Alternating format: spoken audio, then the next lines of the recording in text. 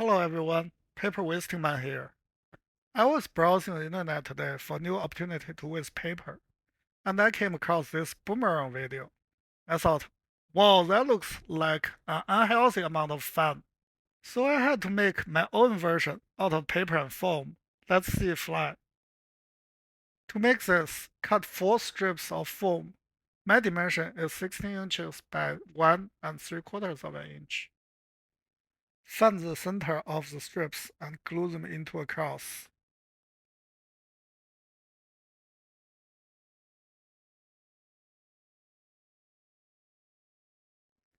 Glue on another layer to make it thick.